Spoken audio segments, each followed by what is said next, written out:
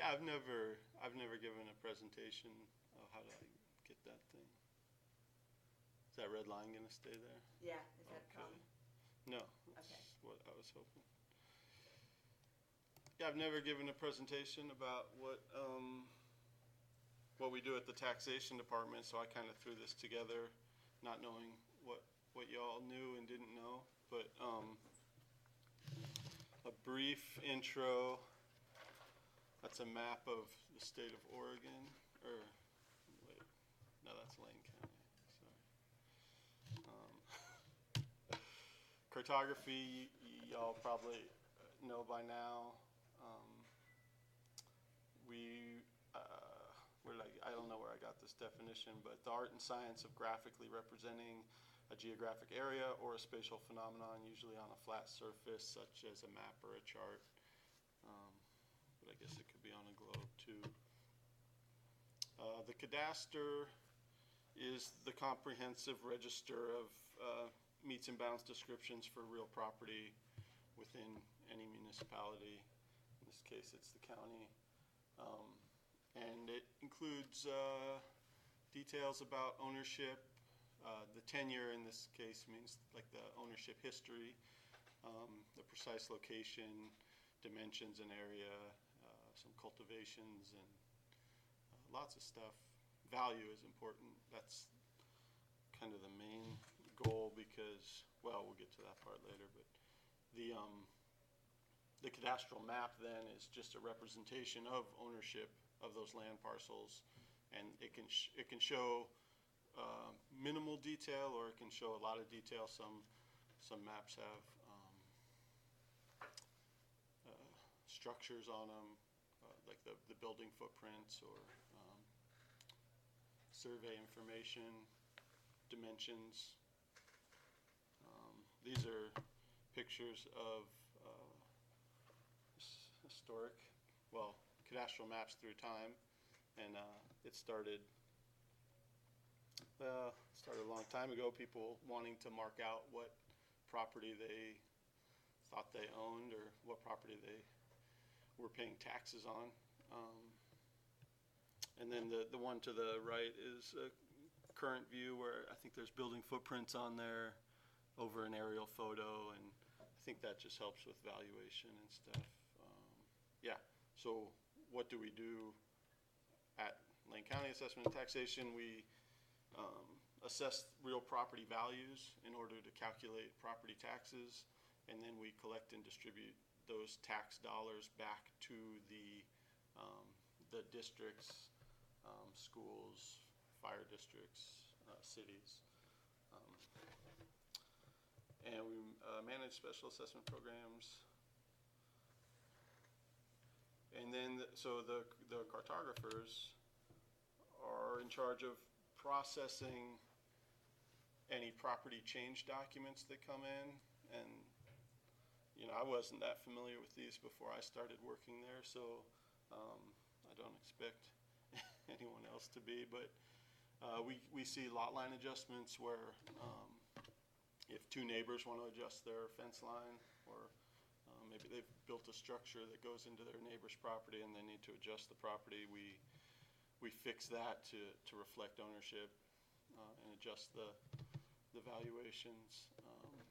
We do segregations, which is just dividing a tax lot, and mergers are putting two tax lots together, or two or more. Subdivisions and partition plats are where you're breaking multiple tax lots out of a few or a single tax lot.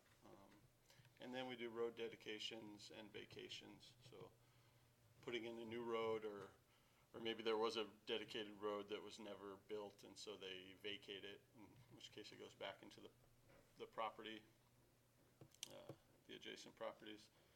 And that's, oh, no, wait, we do more. So we maintain the regional GIS tax lot data set, which it looks like y'all have been working with a little bit in this class. Mm-hmm. And it gets used by a lot of the regional partners, the cities, and I think eWeb uses LCOG. So we maintain them to this. There's some state standards that we use for accuracy. We try to keep a clean topology, which is, I think, one of the main topics we wanted to talk about today. And then we do a lot of research and, and then the taxing district data set, which is similar to the tax lot polygons, but it's the districts where the tax dollars are going. And as it overlays with the tax lots, you can see where your tax dollars are going. I didn't bring any examples of that, but we do keep an up-to-date tax map collection. Hopefully that'll be a digital collection here in a month or two. We've had paper copies for decades, and just now going digital. And public assistance, so we hope people try to understand what property they own and where their tax dollars are going. Is there any questions about that? That's more of just an introduction to why we use GIS, I guess. I do have one question. Yeah. Do you do all of that work in GIS, or do you do it in CAD? Yeah, the cartographers, we are only a GIS shop now, but it was a CAD shop for a long time. Well, I guess since the late 80s up till 5 years ago or so, and we converted to GIS. So when I started there, I had to learn AutoCAD. I knew GIS, but not AutoCAD. And now it's kind of flipped, where the people that have been working there for a while and used AutoCAD, they had to start learning GIS. And now, yeah, we're maintaining all of our data in GIS.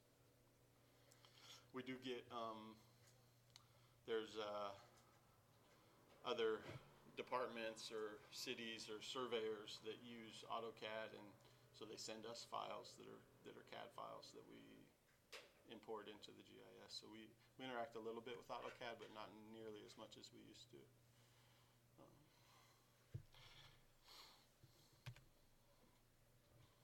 All right, so building the tax map, we use polygons for our tax lots and tax codes. We also have a map index polygon.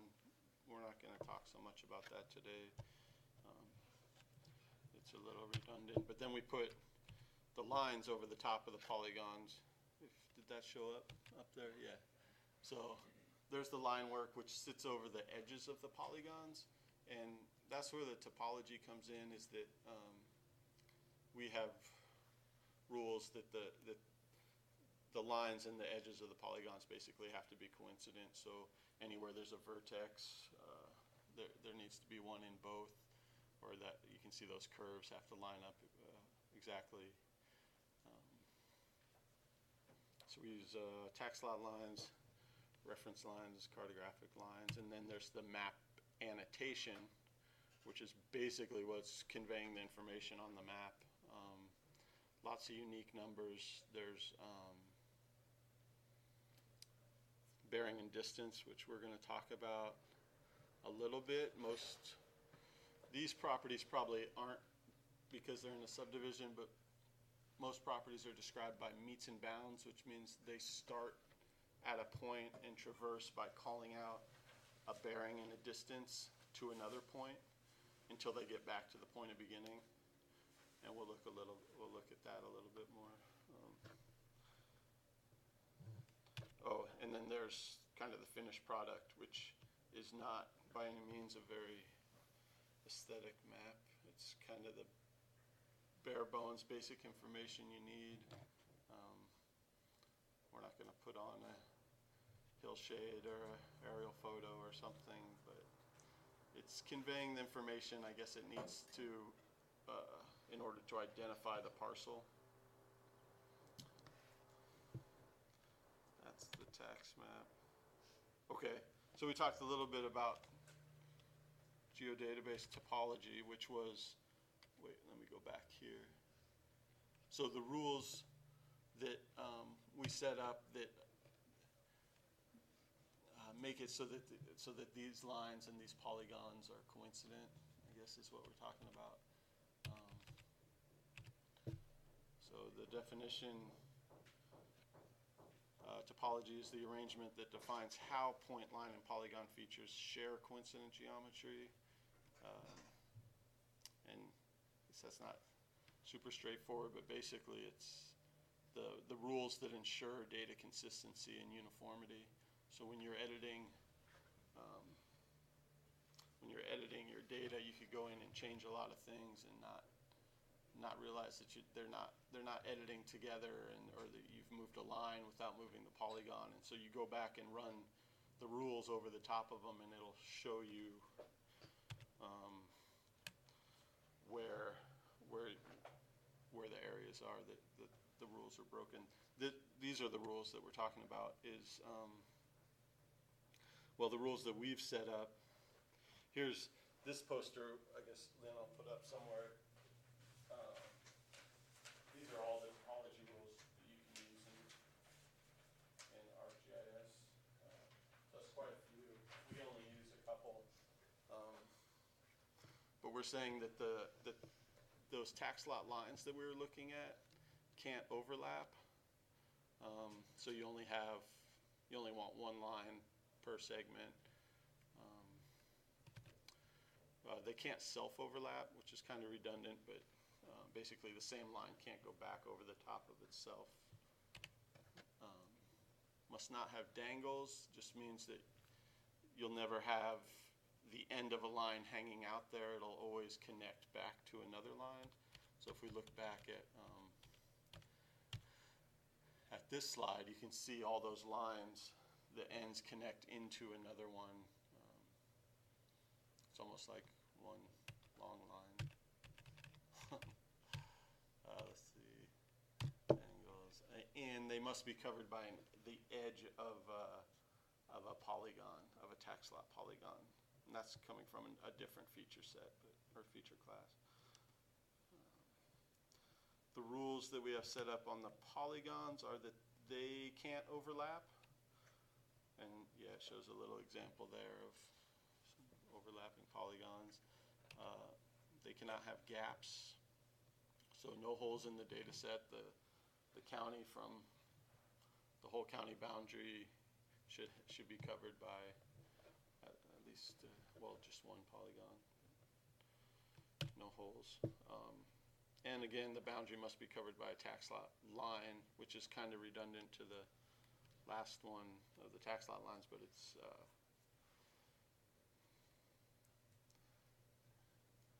I guess it's not completely redundant, but it just ensures that those two sets are going to match up. Oh, there's the poster too. Those are all the rules. You can browse through those at your leisure. So here's a picture of that same data we were looking at with some topology errors, and those are here.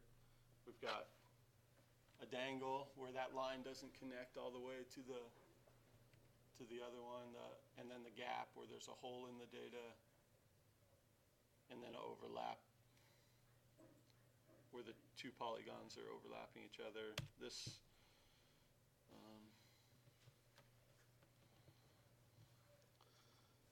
is that's the topology toolbar where that's how you access the validation tools so it'll tell you where your errors are. And that's the error inspector.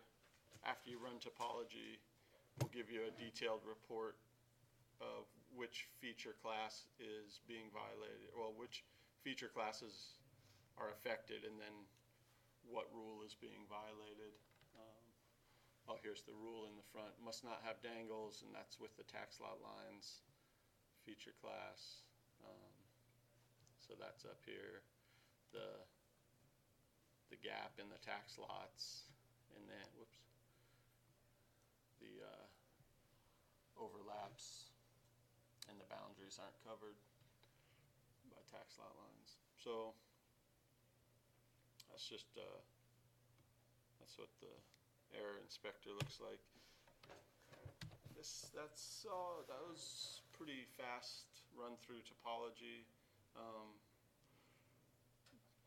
Did we want to do a demo on that? Yeah. Or, okay, Are you- so, are you okay. up for No, that? yeah, Okay. let's finish this then, because Okay.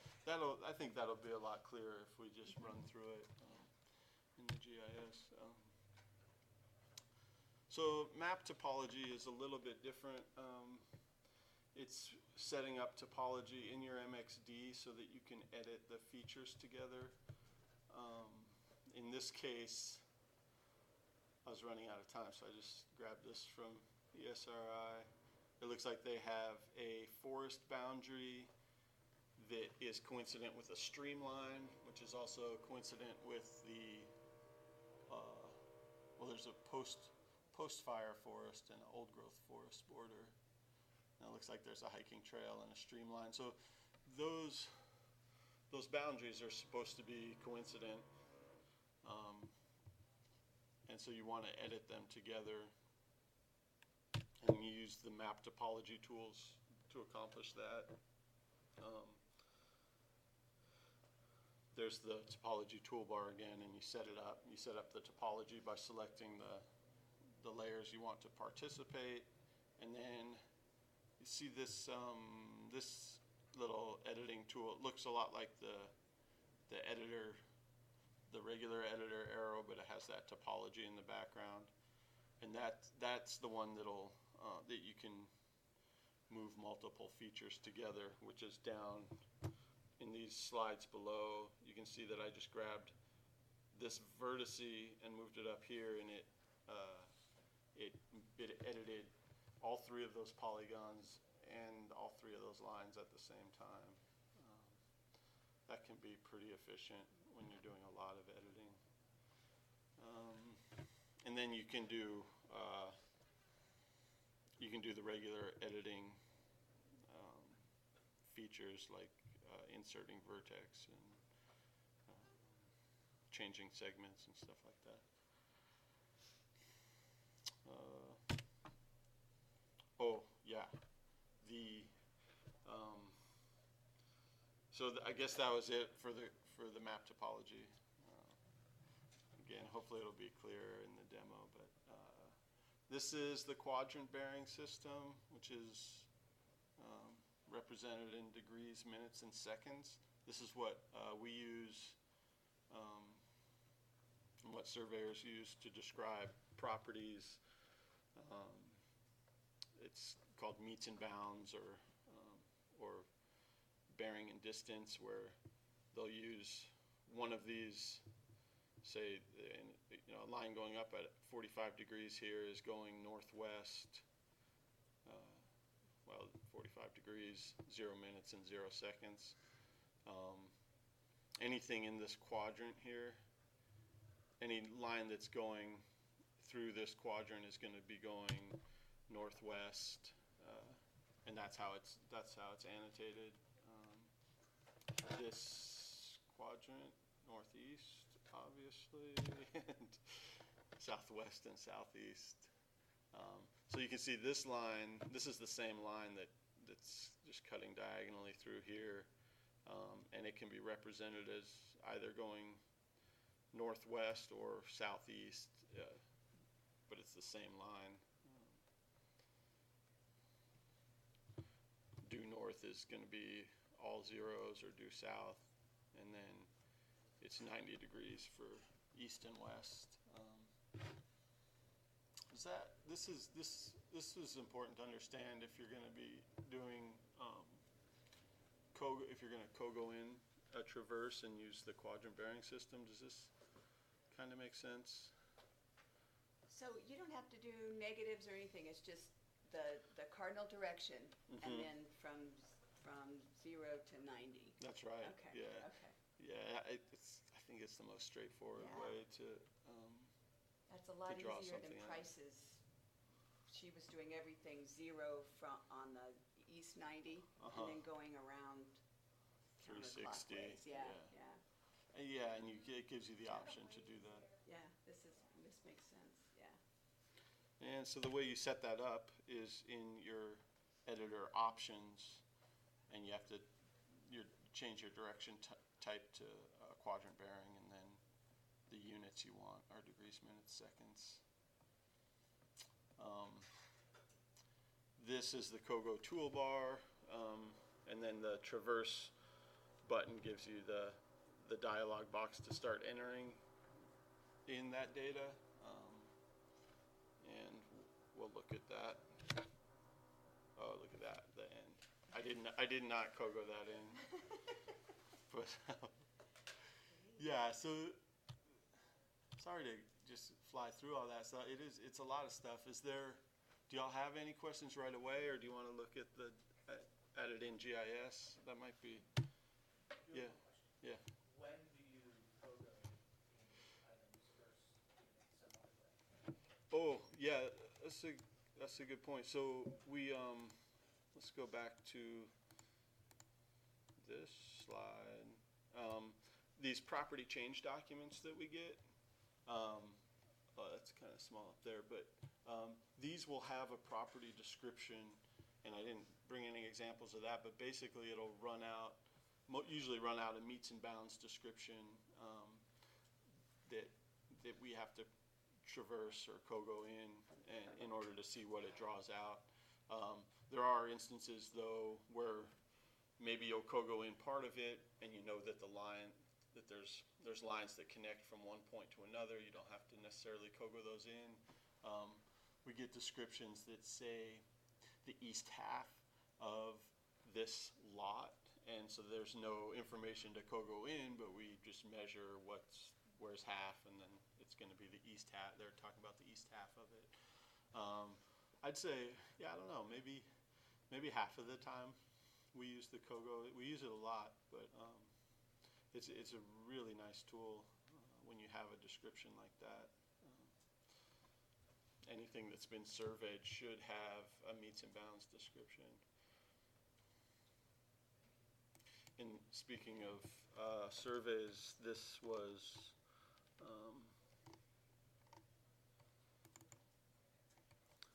here's a survey of some random person's property. So I gave them, they have that as Okay, well. yeah. So you can see the bearings and distances on here. The initial point is going to be down here, and it's just saying, to get to this point, you have to traverse south 89 degrees, 49 minutes, 41 seconds west for 116, I think that's a 35. Let me go have my eyes checked later. Yeah, go ahead. I do have a question for that. Where does that come from? So, Not from- yeah, a professional land surveyor prepared that. They probably went out to the property and either found existing pins in the ground or measured and set pins in the ground. And so they've actually measured out the boundary. What they're doing on this survey is this was one parcel, one property, and they want to divide it here and here so that they have 3 tax lots and they can put 3 houses on it. Yeah, so, and then that gets recorded with our office, and then we adjust the maps and we adjust the tax roll accordingly. They don't let us go out in the field very much. I'm surprised they let me come out here. No, wait, turn this thing. We won't publish it. It'll be in it. That's been recorded. Okay, so then, yeah.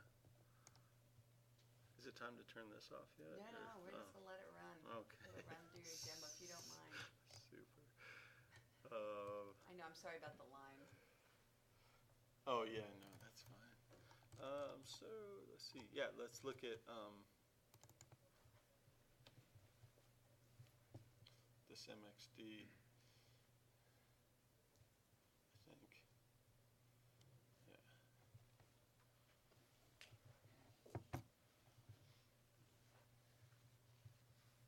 Actually, I'm going to open our catalog too.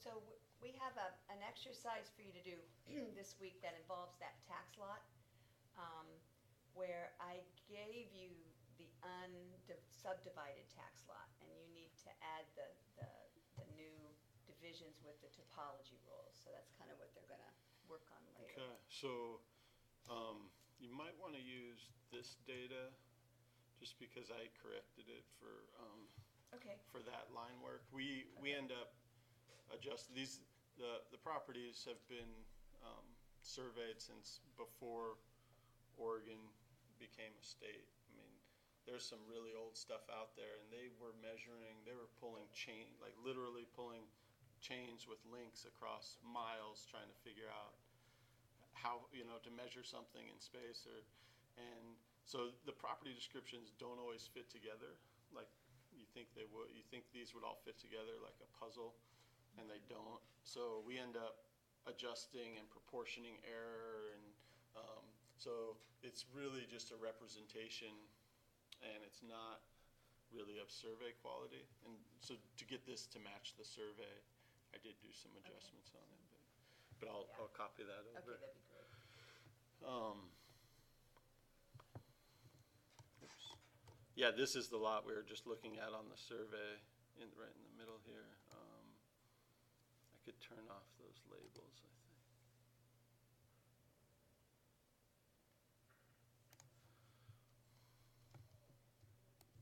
So what we have here is there's the polygons, which I'm going to need my editor.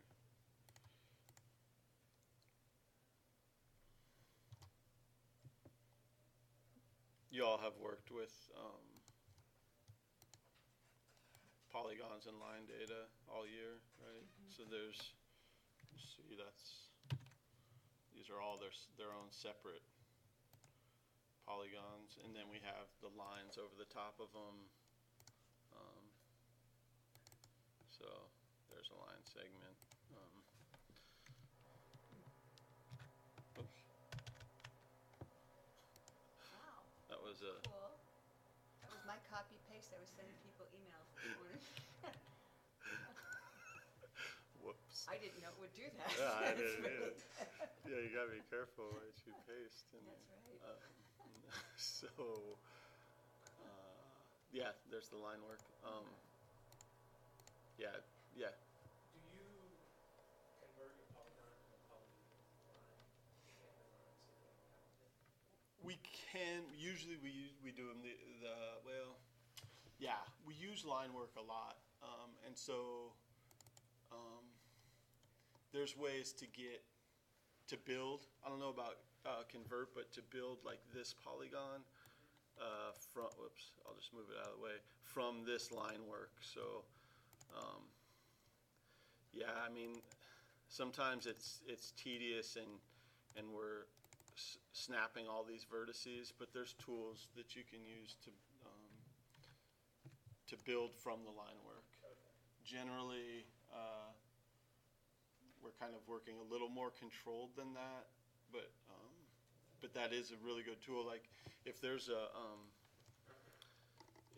curve in a line that we've Cogoed in, whoops,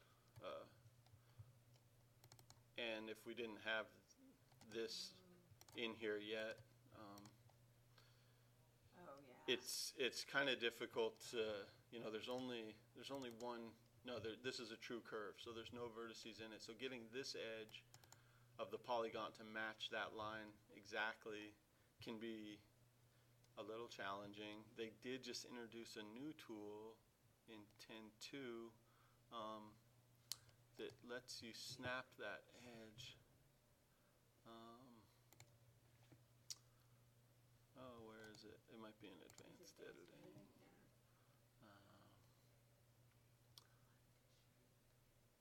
I don't think that's it. No. Well, that actually looks like it might work. I haven't used that. Traditionally, though, what we would do is build build another polygon by selecting the line, constructing features or constructing polygons, which is on the advanced editing. It's got a cluster tolerance, which is the same as our topology, and then I check this use existing features, so it will draw in a brand new polygon based on wherever that was, and then you can merge merge them together. And you're back, and so this is, now these lines are coincident and there's no error there. But, Would you ever- yeah, Oh, I'm sorry. no, go ahead. Next one. Sure. Would you ever clip it so it's bigger than the shape of the road and then just clip that piece off? Is that dangerous to do? No, yeah, I would use this cut polygon tool on the editor Okay. and just cut out that piece. And then, whoops, I deleted them both, but just delete the one and then rebuild it if I was getting an error, basically, saying that these lines aren't coincident and they need to be rebuilt. So, yeah, we do use some of those tools for sure, but more not on a grand scale. Like, we don't build a lot from it. Let's see. What was I? Oh, get those back together. Okay, so that's the data we're working with. Tax lot polygons and tax lot lines, and we don't have any topology in this MXD yet. So we're going to go into our catalog. Oh, whoa. Sorry. This is, thought I had it. Yeah. Under window. The tree. I know. So do you prefer catalog, the standalone, or instead of using the one that's attached to? Okay. I do. That one is limited, but I'm not. I can never remember what it has and doesn't have. So, Okay. and I'm used to just the application. So, plus, I actually get really annoyed by those tabs in ArcMap, those docking tabs. They're always flying out and causing problems. So, let's see. Need to add a connection. Yeah. Yeah, okay. Add folder.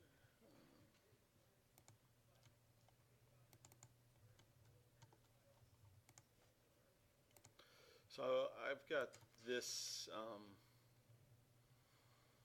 Cogo Lab GDB, which that's probably the one, Lynn, that you should grab. And then Should we inside. grab it? Should we copy it before you Oh, edit it? yeah, probably. Yeah. Can we just copy it and just paste it on the desktop? Would that work? Oh, Sure. oh, but I have to do it in. I think desktop's open, yeah. Cool. Is that the desktop? That's it. Okay. Cool. All right. Thank you. So inside the GDB, I've got a feature data set called parcel data, and inside that I've got those two feature classes that we were just looking at in the MXD, which are the lines and the polygons. And so it's inside that feature data set where you want to right click and say new topology. And that launches the topology wizard. I'm just going to say next.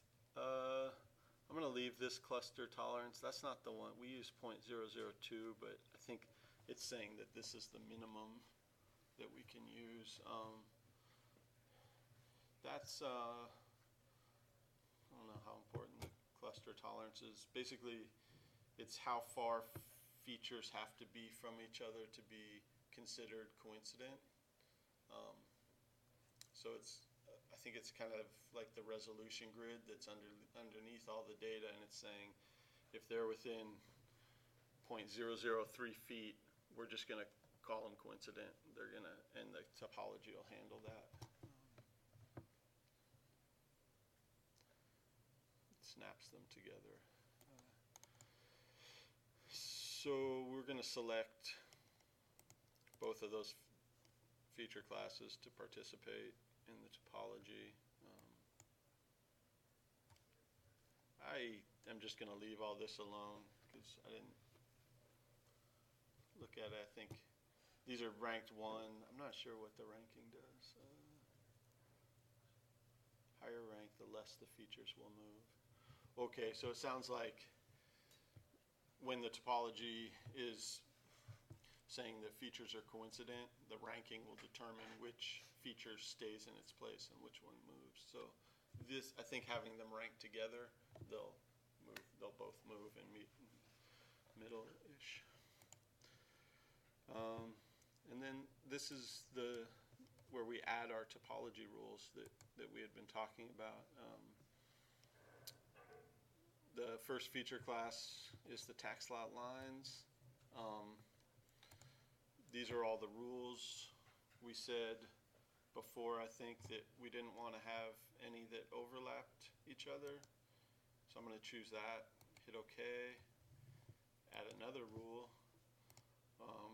We said that we didn't want them to self-overlap. Add that one. I'm going to keep adding rules. We said also that we didn't want dangles. No, that's in here somewhere. Must not have dangles. And I think we said too that we wanted them to be, they had to be covered by the boundary of another feature class, which was the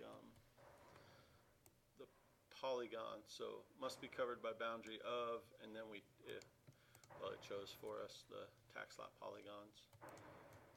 Those are all the rules for the lines. We're going to add another rule and change over to the polygons. We said we didn't want them to overlap. Another rule is no gaps. And the other rule was we wanted their boundary to be covered by the feature class. Wait, that's not the right one. Boundary must be covered by, and then, yeah, tax lot lines. So we've just told it that these are the rules the data has to obey. Whoops. Next. There's a summary and finish. And that part I did document pretty well. The Cogo part I didn't document as well, but we'll go over that. It's creating the topology. I'm not going to validate it now, but it's telling me it's been created, and it should show up. There it is. Super. So that topology is in there, and we just need to add it to our MXD.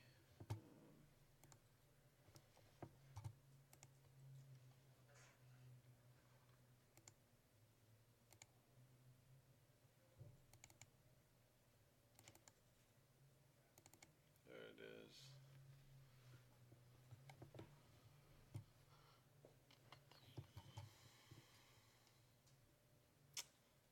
We've already added those, so I'm going to just say no. That's I think the default symbology is that red for topology. So let's just see what happens then if we violate some rules.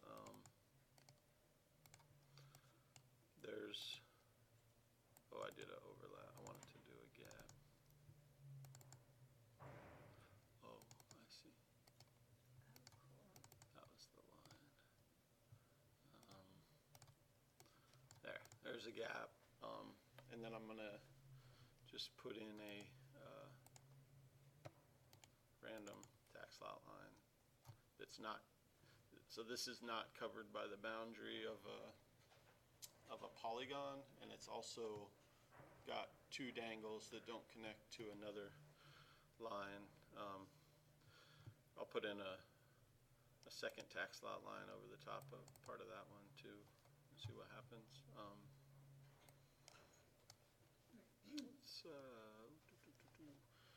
I'm going to save.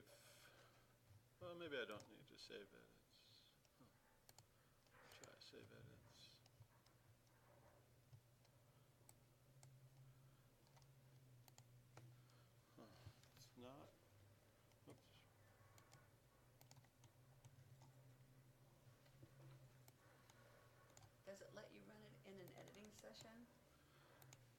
Yes. Oh, okay, cool. Yeah. In fact, I think you have to be editing. It should be, let's see.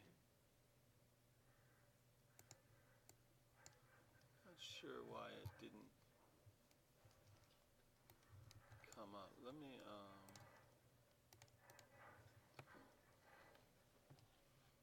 try this. It didn't, maybe it didn't like that I didn't add them with At the the same topology, time, so I'm yeah. just gonna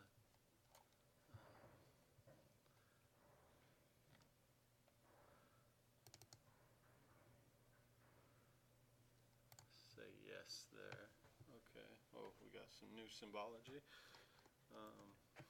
Let's see.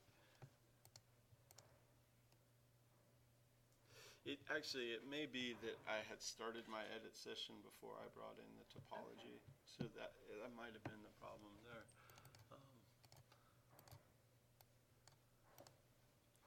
So what did I have before? I just had a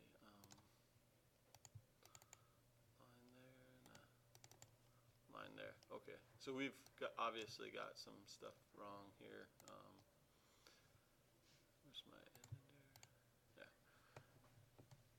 So let's say I've done a bunch of editing on this map, and I'm curious to see what topology I've violated or not. And this is the validate topology.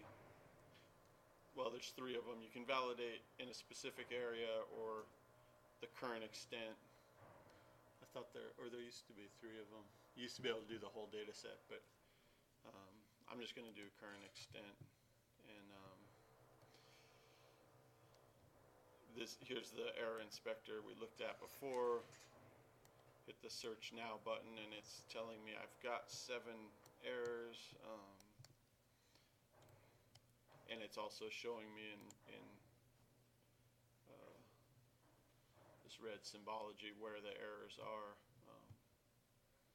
You can click on a rule and either zoom to it if you're not sure where it is. It'll highlight that where the error is. So we're seeing that we've got a dangle there and a dangle up there. There should also be an error here that it's not covered by the boundary. And so that was a line I didn't mean to put in. I'm going to delete it. Zoom back out. Rerun the topology, and it already took those 3 away. So now we're down to 4 errors, and again, it's showing us. Whoa. We can look down here. Must not overlap. Tax lot lines must not overlap. So I know that there's a second line there. Oops. That needs to be deleted. This has 3 violations because it's got the gap, and the boundary of this area of the polygon's not covered by a tax lot line, and this tax lot line is not covered by the boundary of a polygon. Well, actually, I guess it's covered by this one. So it's just these 2, and those are pretty easy fixes. Oh, here's this is one rule that we have in the county that we accept, which is there's a gap all the way around the data, which is where the next county or the ocean would be, and we accept that that's going to be okay. So I'm not sure why that rule didn't go away. I'm going to rerun. Okay, there it goes. And now we just have the 1 gap around the data.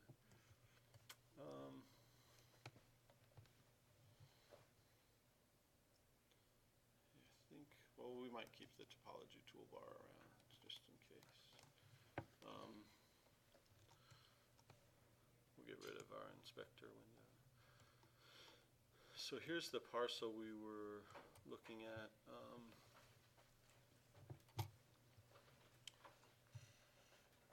Let's see. I might print that survey out. Is there a printer hooked up? Yeah. Okay. So this is my house is the lot, the most northern lot. And I bought it 2 years after the woman subdivided that, walked away with a lot of money. So I have big houses like looking over my backyard. Go to, let's see, under none. Oh, Oh, go back. yeah. Under here, it's fit to printable area. There you go. Okay, thanks.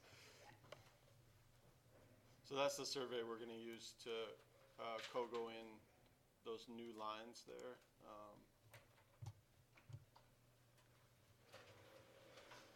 Sorry, I missed everything. You didn't miss Are much. you gonna need a magnifying glass? Is it really small? Oh, your eyes are probably better. They're, Light. they're not. They're not. That's light. Okay, so, oh yeah, back in our MXD, we've got, we have our edit session going. We want our Cogo toolbar. And then that first button there is the traverse dialog box. I'm gonna try to fit this all on one screen. Can you show how you set it up? Oh yeah, yeah. Okay. Back in the options, the editor options, there's a units tab, which is actually, we want to set to quadrant bearing, and then we want to use degrees, minutes, and seconds that we looked at earlier. We'll say okay. Yeah, no, we did need to do that. That's good.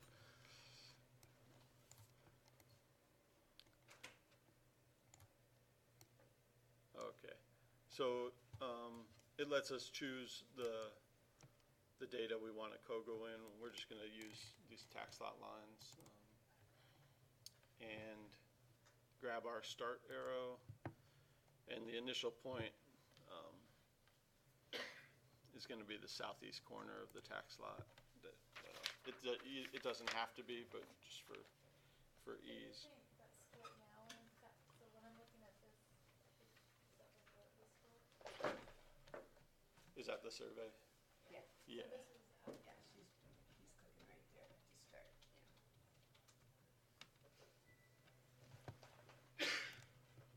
So this might take the rest of the time. This can take a little time. So that first bearing that we looked at, and I don't know if y'all have it in front of you, but it says to go south 89 degrees, 49 minutes and 41 seconds to the west.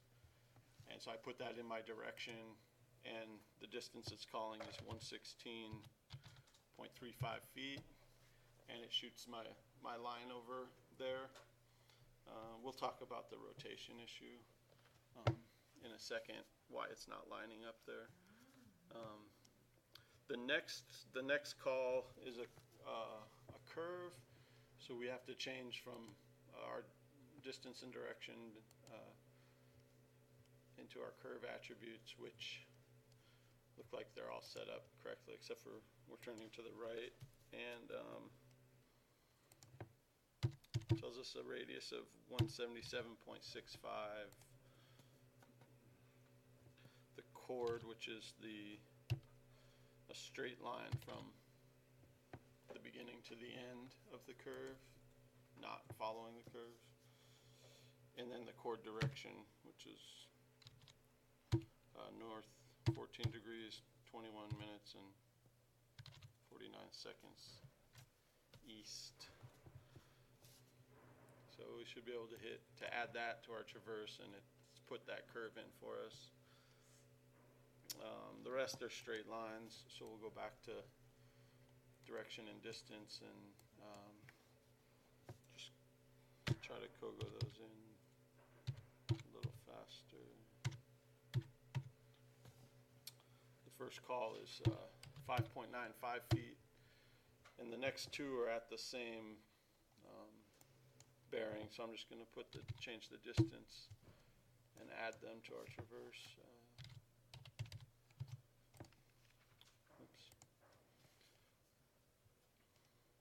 Now we're gonna go back to the east. Looks like 89 degrees, 53, 21, a distance of 50.82 feet. And so I've Cogoed in basically, well, almost the whole parcel. I'm gonna not close it. Most of these traverses don't close exactly. And there's a bit more involved in closing them and then editing the data to get it to match. And we're gonna just, well, a lot of times what I'll do is just say finish, and then just draw in my own line that I can snap to. That's why I don't like this one. So I can just snap that down to there. Well, so one thing I definitely should have done beforehand is merge these lines together. I have to go in and see if I can select them. The curve is great. Yeah, that's really handy. So that's my traverse. I'm gonna merge it together, so I don't have to keep going in and selecting each of those lines. I've got, I'm gonna set my anchor point, hold down the control key, and just move this down to that initial point where we snap to the line work, and rotate to this line by, hit the S key, will give me the snapping cross, and I should be able to, yeah, just snap that right to the line work.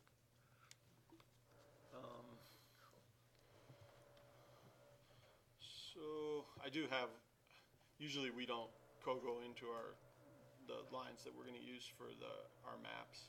We have construction data sets that we use, but in this case, so I'm going to have overlapping lines here, which we'll have to deal with. So let's see. Let's look at this traverse. That's actually the existing line. I'm just going to delete that then. Probably delete this one too. And yeah, I'll delete all this. We might have some, that might cause us some issues. But, here's our traverse, and we can see the vertices are where we for each segment that we Cogoed in. We don't have any on this west side because I just drew that line in by hand. So I'm gonna draw. This one says it's that first line is 46.32 feet. So I can just draw a line that long, snap it to there, and then snap it over to that vertice.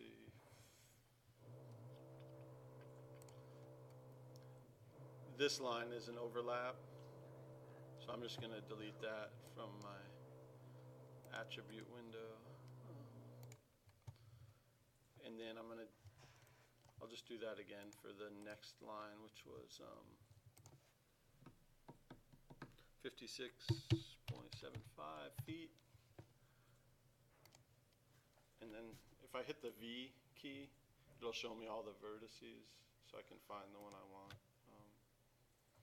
And then finish that sketch. I will delete that line so we're not overlapping. Whoops. Yeah. So we basically just Cogoed in where the new tax lot lines are going to be. we still have one big parcel that we have to cut.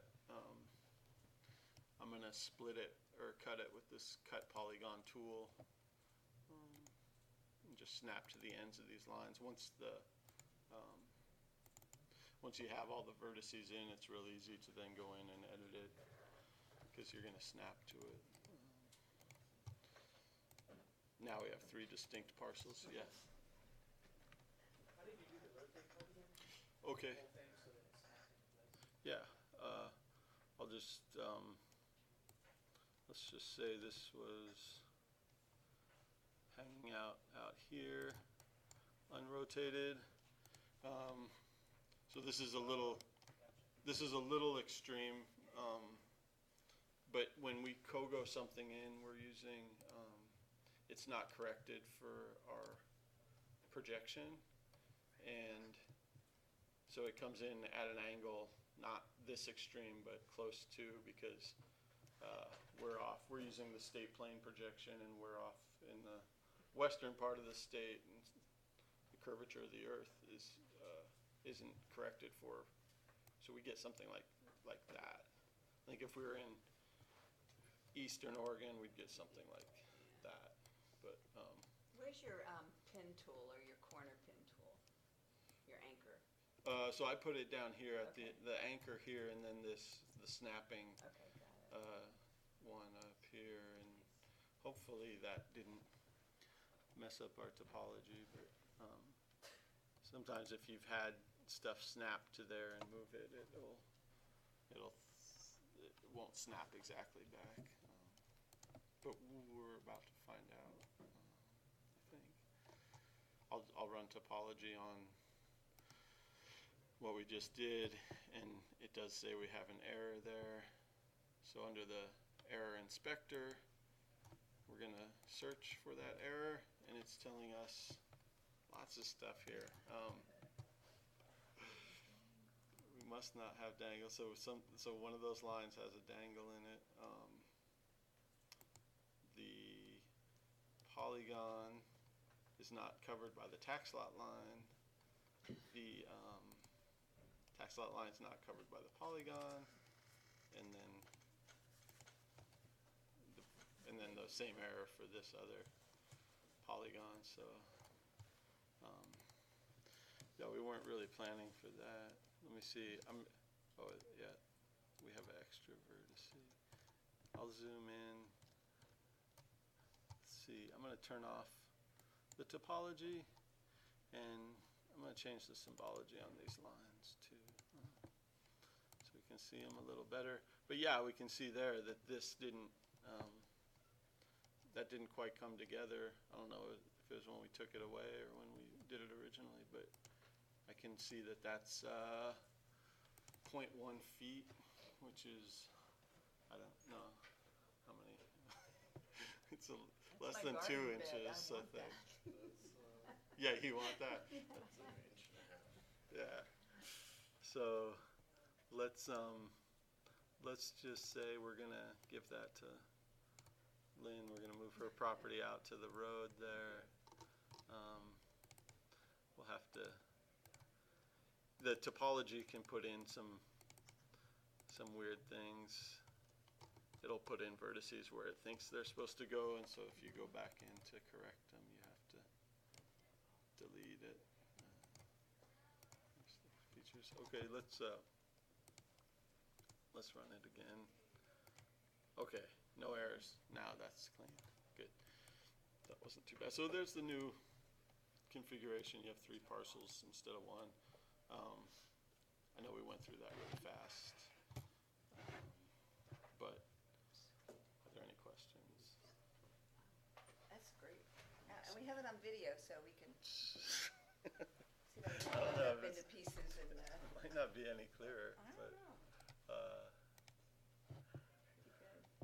was there anything else we wanted to look at? Do you guys have any questions? You know, I just watched you use some tools I had no idea existed, like the X delete tool, that you were clicking an X up there. This one here. I didn't even know that was there. No. Yeah. I know there's They add 10 new or stuff and yeah. 20 ways to do everything, and I know. That's a really nice thing. And then at some point you right-clicked and deleted, but, yeah. And then you can delete. I think I deleted out of the attribute yeah. window too. So when you open that, If yeah. you have something selected, you can do a lot of stuff to Right. it. This, I use the attribute window a lot when I have a lot of stuff selected. Let me pull that away.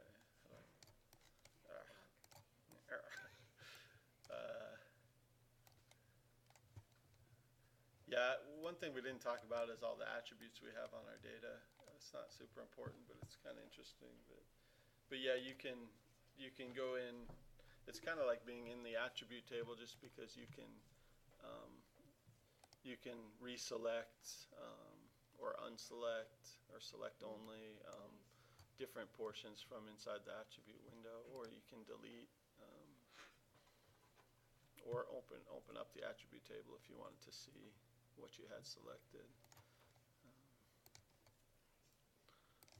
Put that away.